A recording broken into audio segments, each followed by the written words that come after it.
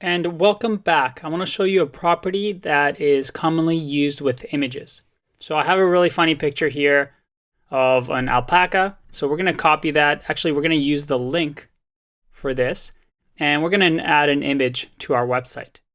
Let's just make our font size a little bit smaller.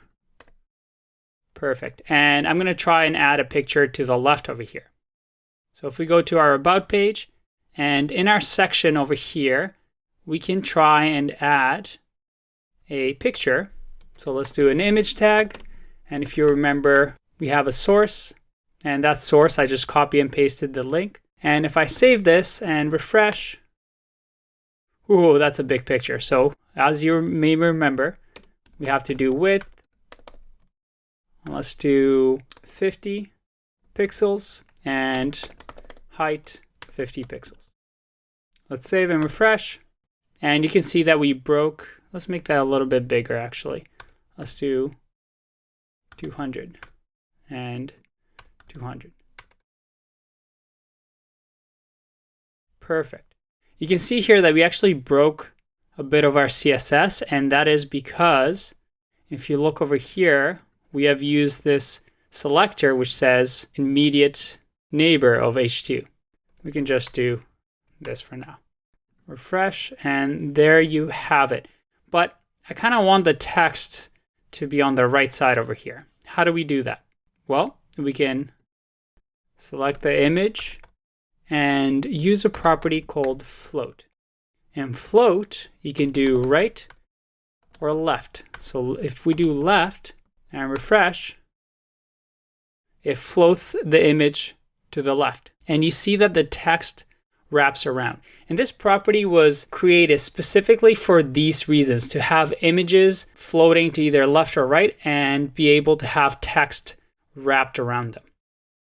You'll see instances where float is being used for positioning elements, and that's not the best practice because it has some funny properties. For now, just use it with images if you can. And just to show you that I can do it on the right as well, if I go like this and refresh, it flows to the right. I kind of like this better, so we'll keep that there. So after the image, we want to have a footer. And in this footer, it'll say website made with love. Close that and save. And we also want to make this actually a lot smaller. So I'm going to do 5 pixels because I want to show you something.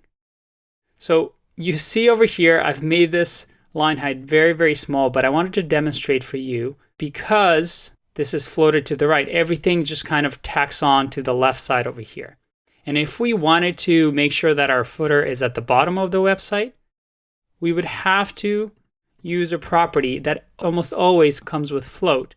And it's usually put in the property after the float is being used. So in our case, footer. And we have to specify clear both. So if I save and refresh, we have that at the bottom. And let's align it to the center here. And let's do center, save and refresh. Perfect.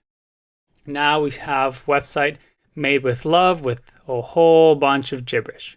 But I wanted to show you that property float for images and make sure that we clear so that any property that you don't want a part of the float is cleared so it can start on its own past the image. I'll see you in the next one. Bye-bye.